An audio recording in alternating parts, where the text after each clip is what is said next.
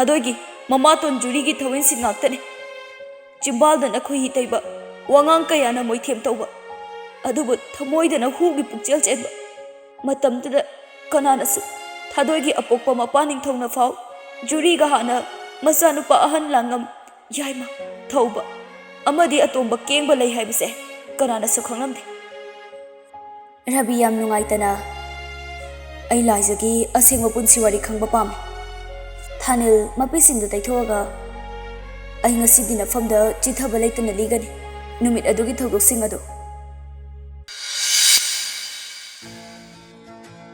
yohen phone da wari tau tau duna changai nang amako nupi thiba dai ne naptana leirabra kaino amukta di lauda nang bo singkhai no aga wari ka tiba nang hekta nungai hanbane ba tawrise ayaraga di hayingana lakna ba tawge laije sune masangam dadana leiba अदैदा मादम हुंदोमगा लापदो नुंगाइते तौनेबा युहेना अदुसु सुमिने युमदुदसु नोयनी तंगाइ हौरेदो नहाना ममागा पाबुंगा चंखिबदुदसु यावहनगदबसुने अइना मु पंथा हंदना लैनेने तौरिसे सिंखैना याम पक्तबा हेंजिलामि सिबो कैगिनो लाइजैबानिसुने नंगा थादोइगगी लुहोंगबु यावरमनगा चंख्रगेना तौबनी युहेनदनुगा अहिदे दुम तोय तोयनाने लाकनिको नंगना याद्रसु अइदि तुम लादमने आदा लेरसु लाकनिको चिंखैना पुना लेमिनरसि हाइरिबने अइदि युहेना याबजाने अखोय पुना हेक्ता लागा लोरे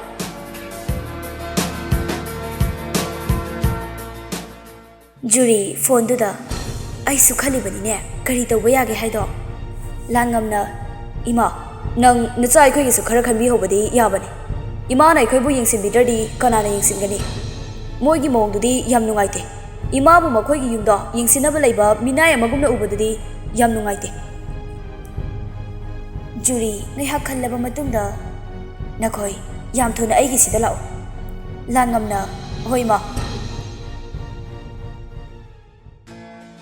सोमदना थादोय अमदि लाइजा पुना वारी तौदुना लेरमी थादोयना नंगना सादा खरा फारबा सिंखैनदी लोइरे सोमदा अमता लाहल्लो हाइरुबै लाइजदनोगा मादी हमना पाखा चावबने मतम खरादिने लेंग ओ तौगनोना हाइरपगा माना खरा पाखा चावबगा अदुगिनिदा थादोइना अदो नंसु थबकादो याम तौरुनुको नसासु कन्सेप ओइबनिना यारिखै याउरनुबा लाइजदनोगा होय अदुबुदी केमता याउदी अतै निनी होय चाक थोंबिनबा इमुंगिने लोइसिनबा कैका लोइना लेबनिना थादोइना अदो नंसु थासु जलाबनिने सेक्सिना फजना लयुको लाइजना होयबा नोय मयामसिना सुमाइना हाजिलपसिनाने हेना पाखदहले अदो आइसु लुहोंबा नोंमा वाली कांदने लागा नोयदे लैगेना खलिबनि हो नोय मदुगी मवोंगदुदने याजरे याजरे हाजिबोटका लुहोंबगा दओइनने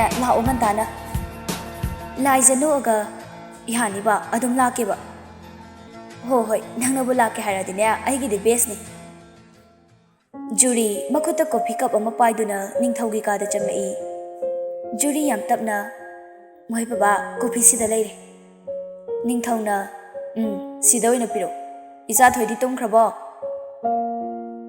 जुरीना तुमख्रे मोय बाबा सपोथाना बतौरो निंगथौ कॉफी दु थकना थकना इसा थोइगी लुहोंबसु ngasi nini humni da ngairabani na magi awara pa kai ka dusu ne nangna khara pa do haiba ngamde ningthau machindagi ido kan thorai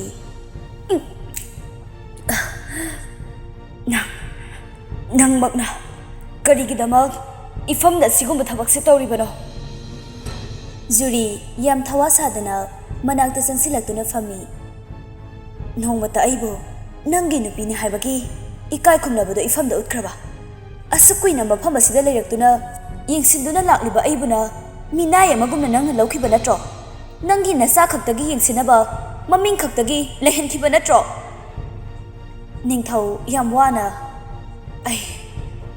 ai नोंमता अदुमना कंखिबा खक यावखिदे ngasi fawba nanggi apamba ningba tawduna nangina ningthungandaba kari laikhrage ai hawna जुरी याम उसितना नोई अदुगा अहिगी खनबिरगा नहाकी property खुदिंगमक अहिगी फमद पीबदी लायरदना ꯃꯤꯡ ꯃꯆꯦꯠ ꯑꯃꯠꯇ ꯐꯥꯎꯕ ꯄꯛꯇꯅ ꯅꯆꯥꯅꯨꯄꯤꯒꯤ ꯃꯤꯡꯗ ꯂꯣꯏꯅ ꯄꯥꯟꯗꯨꯅ ꯃꯉꯣꯟꯗ ꯁꯤꯟꯅꯔꯤꯕ? ꯅꯤꯡꯊꯧꯅ ꯅꯪꯅ ꯈꯜꯂꯤꯕꯗꯣ ꯑꯣꯟꯅꯔꯦ. ꯑꯩꯒꯤꯗꯤ ꯃꯥ ꯅꯠꯇꯅ ꯀꯅꯥ ꯑꯃꯨꯛ ꯂꯩꯔꯤꯒꯦ? ꯃꯁꯥꯅ ꯇꯥꯕ ꯅꯠꯇ꯭ꯔꯥ? ꯁꯤꯗꯤ ꯅꯍꯥꯛꯅ ꯑꯗꯨꯛ ꯋꯥꯈꯜ ꯊꯦꯅ ꯑꯩꯒꯤ ꯃꯥꯒꯤ ꯍꯥꯏꯅ ꯈꯥꯏꯗꯣꯛꯑꯝꯃꯤꯁꯤ ꯀꯩꯒꯤꯅꯣ? ꯅꯤꯡꯊꯧ ꯂꯩꯃꯥꯏꯗꯨꯗ ꯋꯥ ꯉꯥꯡꯕ ꯐꯥꯎ ꯊꯣꯛꯆꯤꯜꯂꯛꯇ ꯌꯥꯝ ꯋꯥꯅ ꯆꯩꯅꯥꯗꯨ ꯈꯥꯡꯗꯨꯅ ꯂꯩ. ꯖꯨꯔꯤꯅ ꯍꯧꯖꯤꯛꯇꯤ ꯑꯩ ꯏꯁꯥꯅ ꯇꯧꯒꯦ ꯈꯜꯂꯤꯕ ꯄꯥꯡꯊꯣꯛꯀꯦ ꯈꯜꯂꯤꯕ ꯑꯗꯣ ꯏꯁꯥꯅ ꯐꯪꯅꯕ ꯇꯧꯒꯅꯤ. ꯃꯁꯤꯗ ꯌꯦꯜꯂꯛꯄ ꯑꯄꯟꯕ ꯈꯨꯗꯤꯡꯃꯛ ꯑꯩꯅ ꯂꯣꯏꯅ ꯃꯔꯨ ꯐꯪꯅ ꯐꯨꯛꯇꯠꯇꯨꯅ ꯃꯥꯡꯍꯟꯒꯅꯤꯌꯦ. ꯅꯪꯅ ꯐꯅ ꯅꯪꯒꯤ ꯑꯣꯏꯅꯤꯡꯂꯕꯁꯨ ꯑꯣꯏꯕ ꯌꯥꯔꯣꯏꯗꯕ ꯄꯣꯠꯁꯛꯅꯤ. ꯅꯪꯒꯤ ꯑꯣꯏꯕ ꯁꯨꯡꯐꯪ ꯐꯪꯂꯣꯏ. ꯅꯤꯡꯊꯧ ꯂꯩꯈꯤꯗ꯭ꯔꯦ ꯍꯥꯏꯕꯒꯤ ꯄꯥꯎ ꯑꯗꯨ ꯀꯅꯥꯒꯨꯝꯕ ꯑꯃꯠꯇ ꯈꯪꯍꯟꯗ ꯊꯥꯗꯣꯏꯕꯁꯨ ꯑꯇꯩ ꯀꯅꯥꯒꯨꯝꯕ ꯑꯃꯠꯇ ꯄꯥꯎ ꯐꯥꯎꯅꯍꯟꯗ ꯁꯣ ꯂꯣꯟꯗꯨꯅ ꯊꯝꯂꯝꯃꯤ. ꯅꯤꯡꯊꯧꯒꯤ ꯄ꯭ꯔꯣꯄꯔꯇꯤ ꯃꯔꯜ ꯃꯊꯨꯝ ꯄꯨꯝꯕ ꯖꯨꯔꯤꯒꯤ ꯑꯣꯏꯅꯕ ꯍꯥꯏꯗꯨꯅ ꯃꯍꯥꯛꯀꯤ ꯃꯃꯤꯡꯗ ꯄꯥꯅꯕ ꯍꯥꯏꯗꯨꯅꯁꯨ ꯇꯣꯉꯥꯟꯅ ꯂꯣꯌꯔꯁꯤꯡꯒ ꯇꯥꯟꯅꯗꯨꯅ ꯇꯧꯔꯝꯃꯤ. ꯂꯣꯌꯔ ꯅꯨꯄꯥꯗꯨꯅ ꯃꯦꯗꯥꯝ, ꯁꯤ ꯑꯣꯏꯔꯗꯤ ꯑꯀꯨꯞꯄ ꯆꯦ ꯆꯥꯡ ꯂꯣꯏꯅ ꯁꯨꯔꯦ. ꯁꯤꯗ ꯋꯥꯠꯂꯤꯕꯁꯤ ꯁꯥꯏꯟ ꯇꯧꯒꯗꯕ ꯈꯛꯇ ꯃꯉꯥꯏꯔꯦ. ꯁꯥꯏꯟ ꯑꯁꯦ ꯊꯥꯗꯣꯏ ꯈꯛꯇꯒꯤ ꯁꯥꯏꯟꯅ ꯌꯥꯔꯣꯏꯗꯧꯔꯦ. ꯁꯤꯗ ꯃꯤꯁꯛ ꯑꯃꯒꯁꯨ ꯄꯜꯂꯝꯃꯤ. ꯌꯨꯍꯦꯟ ꯍꯥꯏꯔꯤꯕ ꯑꯁꯤꯒ ꯂꯣꯏꯅꯃꯛ ꯃꯈꯣꯏꯒꯤ ꯃꯤꯡ ꯄꯜꯂꯝꯃꯤ. ꯑꯗꯨꯅ ꯃꯁꯥꯅ ꯌꯥꯔꯦ ꯍꯥꯏꯕꯒꯤ ꯑꯦꯄ꯭ꯔꯨꯚꯦꯜ ꯁꯥꯏꯟ ꯄꯦꯄꯔ ꯑꯃꯃꯝ ꯆꯪꯈꯤꯅꯤ. ꯖꯨꯔꯤꯅ ꯑꯗꯨꯒꯤꯗꯤ ꯑꯔꯥꯏꯕꯅꯤ. ꯍꯌꯦꯡꯃꯛ ꯑꯩ ꯑꯋꯥꯠꯄꯁꯤꯡꯗꯣ ꯊꯥꯖꯤꯟꯖꯔꯛꯀꯦ. ꯅꯨꯄꯥ ꯑꯗꯨꯅ ꯑꯗꯨꯗꯤ ꯃꯦꯗꯥꯝ, ꯉꯁꯤꯒꯤꯗꯤ ꯑꯩ ꯑꯃꯨꯛ ꯌꯧꯖꯈ꯭ꯔꯒꯦ. ꯌꯥꯝ ꯅꯨꯡꯉꯥꯏꯖꯔꯦ. ꯑꯃꯨꯛꯁꯨ ꯃꯄꯨꯛꯅꯤꯡꯗ ꯈꯜꯂꯛꯏ, ꯑꯗꯨꯛꯍꯛꯅ ꯁꯤ ꯐꯥꯎꯕ ꯌꯧꯅ ꯅꯄꯨꯛꯆꯦꯜ ꯁꯦꯡꯗꯕ. ꯌꯦꯡꯉꯨ, ꯁꯤꯗꯩꯗꯤ ꯑꯩꯅꯅꯦ ꯀꯗꯥꯏ ꯐꯥꯎꯕ ꯈꯨꯗꯨꯝ ꯆꯟꯕ ꯉꯝꯒꯦ ꯍꯥꯏꯕꯗꯣ ꯌꯦꯡꯉꯨ. ꯇꯁꯦꯡꯕꯗꯤ ꯖꯨꯔꯤ ꯄ꯭ꯂꯥꯟ ꯑꯁꯤ ꯃꯇꯝ ꯀꯨꯏꯅꯗꯒꯤ ꯁꯤꯡꯂꯛꯇꯨꯅ ꯇꯟꯖꯥ ꯆꯥꯕ ꯉꯥꯏꯗꯨꯅ ꯂꯥꯛꯄꯅꯤ. ꯂꯥꯏꯖ ꯃꯄꯤꯁꯤꯡꯗꯨ ꯂꯣꯏꯁꯤꯟꯅ ꯐꯣꯟ ꯀꯌꯥꯔꯛ ꯇꯧꯏ ꯊꯥꯗꯣꯏꯗ. ꯀꯩꯅꯣ ꯐꯣꯟꯁꯤꯕꯨ ꯑꯣꯐ ꯑꯗꯨꯝ ꯂꯩꯔꯤꯁꯤꯕꯣ ꯉꯁꯥꯏꯗꯒꯤ? ꯆꯤꯡꯈꯩꯅ ꯊꯕꯛ ꯆꯤꯟꯕꯒꯤ ꯑꯣꯏꯔꯝꯒꯅꯤꯗ. ꯍꯣꯏꯅꯦ, ꯂꯨꯍꯣꯡꯕꯒꯤ ꯆꯤꯟꯕꯕꯨꯗꯤ ꯆꯤꯜꯂꯝꯒꯅꯤ. ꯑꯗꯨ ꯑꯣꯏꯔꯁꯨ ꯍꯥꯏꯐꯦꯠ ꯄꯥꯏꯈꯠꯂꯛꯄꯗꯤ ꯌꯥꯕꯅꯦꯕ. ꯑꯩꯁꯨ ꯍꯟꯗꯛꯇꯤꯅꯦ ꯄꯥꯛꯅ ꯌꯥꯎꯕꯁꯨ ꯉꯝꯗ꯭ꯔꯦ ꯇꯧꯔꯤꯁꯦ.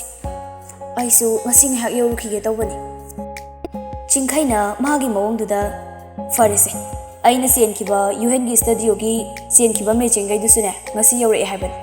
ꯑꯩ ꯑꯗꯨꯒꯤꯁꯨ ꯆꯠꯇꯕ ꯌꯥꯔꯣꯏ. ꯑꯗꯨ ꯍꯜꯂꯛꯑꯒ ꯑꯃꯨꯛ ꯌꯨꯍꯦꯟ ꯍꯣꯏꯗ ꯆꯠꯀꯗꯕꯅꯤ. ꯑꯗꯣ ꯊꯥꯗꯣꯏ ꯍꯣꯏꯗ ꯆꯠꯄꯒꯤꯁꯦ ꯑꯩ ꯑꯇꯣꯞꯄ ꯑꯃꯗ ꯑꯣꯏꯅꯅꯦ ꯊꯤꯜꯍꯜꯂꯒꯦ. ꯑꯗꯨꯒ ꯍꯣꯔꯦꯟ ꯂꯥꯛꯄꯗꯨꯅ ꯑꯩꯅ ꯑꯣꯏꯅ ꯂꯧꯕ ꯂꯥꯛꯑꯒꯦꯅꯦ. ꯊꯥꯗꯣꯏꯁꯨ ꯎꯅꯔꯝꯃꯒꯦ. ꯍꯣꯏ ꯌꯥꯏꯌꯦ ꯗꯥ, ꯑꯗꯨꯃꯥꯏꯅ ꯇꯧꯔꯁꯦ.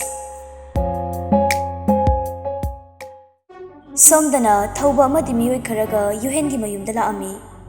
ꯊꯧꯕꯅ ꯌꯨꯝꯁꯤꯕꯨ ꯀꯅꯥ ꯀꯅꯥ ꯂꯩꯒꯦ? ꯌꯨꯍꯦꯟꯒꯤ ꯑꯄꯣꯛꯄꯤ ꯃꯃꯥ ꯂꯩꯃ ꯏꯃꯨꯡꯗꯒꯤ ꯊꯣꯛꯂꯛꯇꯨꯅ ꯀꯅꯥ ꯍꯪꯕꯤꯕꯅꯣ ꯏꯕꯨꯡꯉꯣ? ꯁꯤꯕꯨ ꯌꯨꯍꯦꯟꯒꯤ ꯌꯨꯝ ꯑꯣꯏꯕꯤꯔꯕ꯭ꯔꯣ? ꯑꯧ ꯃꯥꯅꯤꯅꯦ. ꯌꯥꯔꯒꯗꯤ ꯃꯁꯥꯕꯨ ꯂꯩꯔꯗꯤ ꯑꯝꯇ ꯀꯧꯊꯣꯛꯄꯤꯔꯛꯄ ꯌꯥꯒꯗ꯭ꯔꯥ? ꯑꯩꯈꯣꯏ ꯃꯥꯒ ꯋꯥꯔꯤ ꯑꯝꯇ ꯁꯥꯟꯅꯒꯦ ꯇꯧꯕꯅꯤ. ꯑꯗꯣ ꯃꯥꯗꯤ ꯌꯨꯝꯁꯤꯗ ꯂꯩꯇꯦꯅꯦ. ꯍꯧꯖꯤꯛ ꯋꯥꯏꯗ ꯄꯣꯠ ꯆꯩ ꯂꯧꯔꯨꯅꯕꯅꯤꯅ ꯊꯣꯛꯈꯤꯕꯅꯤ. ꯀꯔꯤ ꯃꯇꯥꯡꯒꯤ ꯑꯣꯏꯔꯕꯅꯣ? ꯌꯥꯔꯒꯗꯤ ꯑꯩꯉꯣꯟꯗ ꯑꯗꯨꯝ ꯑꯣꯏꯅ ꯍꯥꯏꯕꯤꯔꯝꯃꯣꯅꯦ. ꯊꯧꯕ ꯍꯥꯏꯐꯦꯠ ꯏꯪꯒꯤꯠ ꯑꯃ ꯇꯧꯏ. ꯑꯗꯨꯒ ꯂꯩꯃꯅ ꯉꯥꯡꯂꯤꯕꯗꯨ ꯇꯥꯗꯕ ꯃꯈꯩ ꯃꯈꯣꯏ ꯄꯨꯟꯅ ꯏꯃꯨꯡꯗ ꯆꯪꯂꯛꯇꯨꯅ ꯌꯨꯍꯦꯟ ꯂꯩꯕ꯭ꯔꯥ ꯍꯥꯏꯅ ꯊꯤꯔꯝꯃꯤ.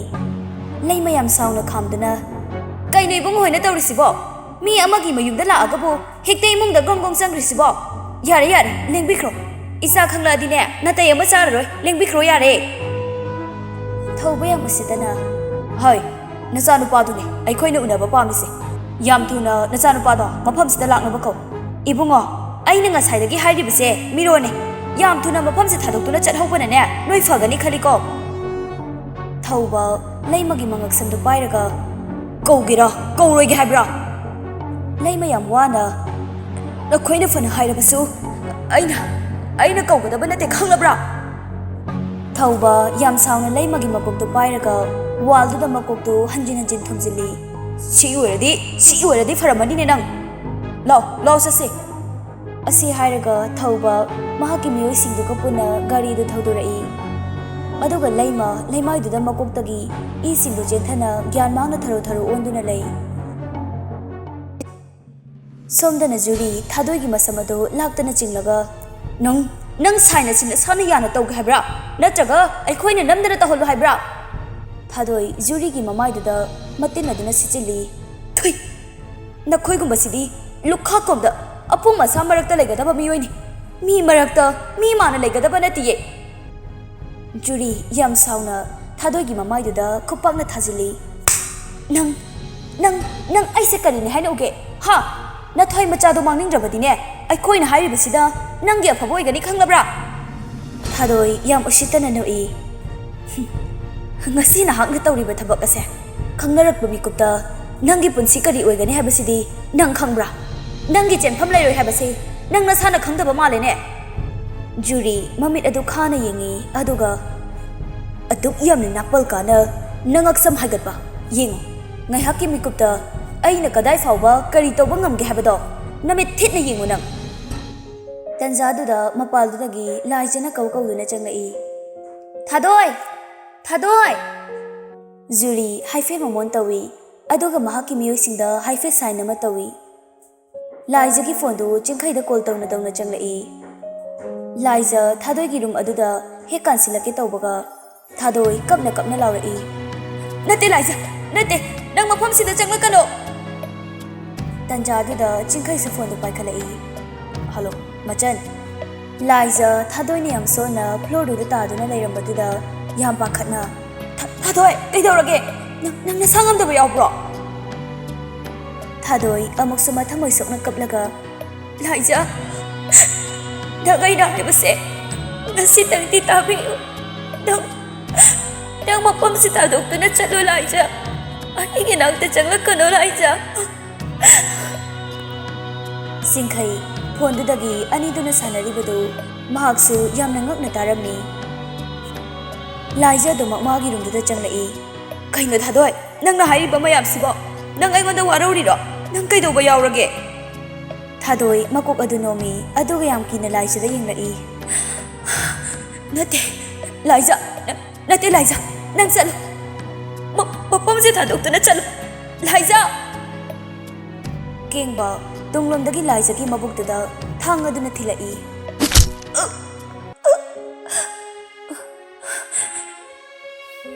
Thadoi yam kanna lauzarai.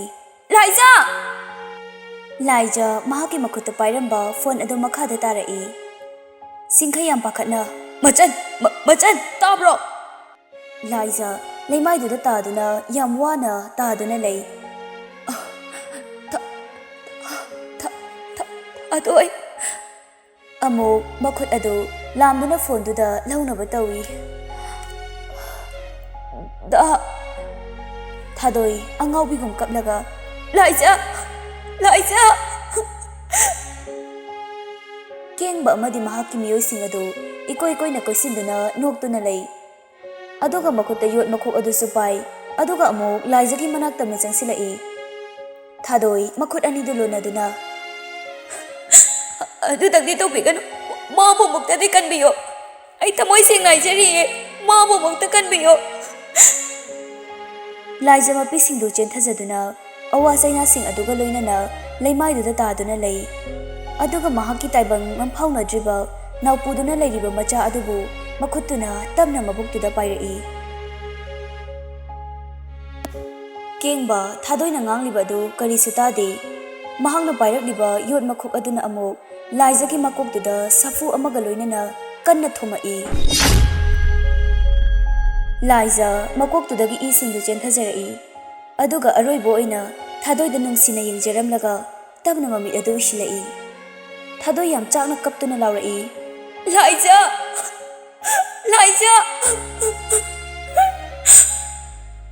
amo kengba Thadoi gi manakta changsilaktuna hanagumna makhut makhum adu punsilami. Thado aiba thado. Chingkhai masadu pakatna phone adu phingna thami. Aduga yam phingna gari adu mamai leiduna thaurai. Somdana langam Thadoi gi phone dagi Yuhen da mo call taurai. Yuhen phone adu fat paikhatli aduga hello thoi hello langam phone adu thangzilaga yam tuna mafam sida lakna ba hayo. Thadoi yam sauna makhol adu nikna nakoi gi ani ba pamba du ba ai gi pham dagi phangane haibadu madi nakoi khangan. Langam khongpak aduna Thadoi gi masadu da laktuna kawrai. Aduga amu masamda laktuna chingkhatlaga nang kauge haibra kauroi haibra. Yuhen yam pakhatna hello Hello, nang kanano? Hauzik kaidano nang lerise? Thoi thoi, tabro, tabro. Lan ngam phone adu lau thadok tuna thadoi da tahali. Aduga nang na mabu kan ba pamnabadi hauzik mahak mayum maksida laknaba taw. Dayo head, nang lakan. Aina hairibase nang yadaba tawgano. Makoy na ingoda karigong mabata tawba ngamloye. Nang mapam sida lakano. Yuhen pakat na. Kem tawroye thoi thoi, pakat kano. Ay soida na nang bulaw bulakani ye. Nati ya dayo head. Nang adum na tawgano. Nang mapam sida lakano. Langam phone adu lawi aduga nang na mabukan mapamlabadi mafam sida lakpa matamda nang na thanda lakadabani khanglabra asi hairaga phone adu kakthali ikan kanadana yuhen su mafam duda yaurai langam yuhen bu puduna thadoina leiriba mafam duda purai yuhen kanna chensilakduna thadoi bu kole thadoi mapi sindu tap tap taduna kaptuna hairai da yuhen kaigino nang na mafam sida laisibo chalo mafam sida doktuna chalo kem tawroye thoi thoi ai la aside kem ta tawroye dayo head ai amna kisaye ai mapam si amna kisare dayo head yohen thadoi boche na konsijai thoi thoi ai lai kem ta pakat kan nangi dayo he lai hojikte ai la amani na kem ta tawroye tanja da juri amadi mahaki machanupa ahum duga punna changlai yohen pisuman du suga imato kaino aigi mitmang sida mafam sida tawramliba mayam sibo jurina ai khangi nang soidana ai khoi gi thadoi gi ni hairadi mafam sida lakani haiba yuhen pingatna nakhoina pamliba se karino juri phalda puthorai aduga nang na mabu kan pamlabadi sigi sign paper duda nang nasana yana sign to ta yuhen nang sign to gano ai khoina phana tawrabasu makoy na akoy bu thadokadaba laiti yuhen tapna kem tawroi thoi thoi asi hairaga juri gi manakta changlaktuna phal aduda yengi aduga ha karisu leitraba property khara sigi damak niko adubu aina saina si tawdringai da thoi thoi bo ai ga punna chatmina khibagi ayaba du mapame juri du no aga ai soidan nangi apamba du maphongan gani ye thadoi kaptuna dayo head imaton gi wai da thajagano kaidau nung da makhoi na khoi ba thado kada badati yohen sukhangi makhoi na nanthokpa karisu leireroi haiba mahakari tawgadabano haiba khanglamdri haifet masado khanjanaraga thadoi da yengduna lei juri yohen gi mawong aduda thadoi gi manakta changsilai aduga table adugi mathakta leiramba thang macha du paiduna thadoi gi ye thangba khajai duda tapna thang aduna sangna lelai thadoi lauduna kaptuna lei yuhen pakhatna ai tawrage ai sign tawrage mabu thadok piyo asi hairaga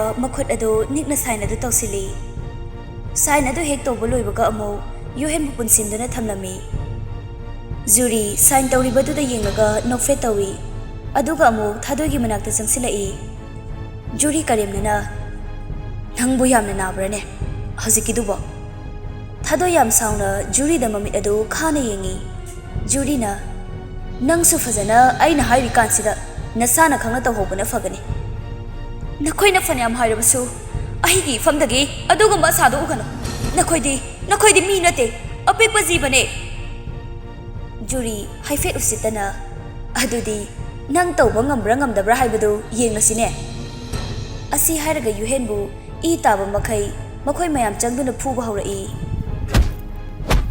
thadoi karisu pai lejaramde kapchaba natana makhol adu sina kaptuna hairai ai tawrage ma bo kan bioi ma tot ma bo di kan biyo juri lepo haibagi sana ma makhutuna tawrai aduga sign paper adu pusilaktuna pirai paper adu da amo yeng yuhen da amo yeng sign adu tawsili sign adu hek tawba loibaga langam tunglomdagi yuhen gi mathabak phauna thang adu thilai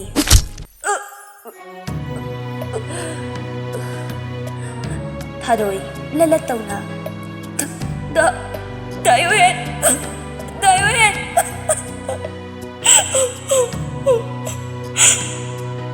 Yuhen mapi ira chena nofet tawduna thadoi da yinglai aduga yam wana kem tawri thoi thoi ai leye ai nangi nakta leye langam thang ado mu satau lai aduga thang adu satau bada paithorapa e sing aduna thadoi gi mamai da chong lai Yuhen leimai da turai thadoi angaubi gum kapnaga Da Yuhen ma bobok tekan biyo imaton ma bobok tekan biyo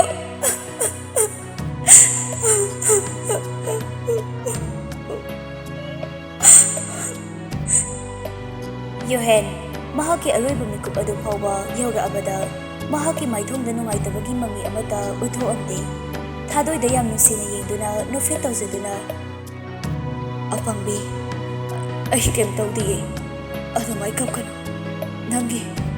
Nangi Da Yuhen kem tawdi hojikti ai nangi ta mangla asidi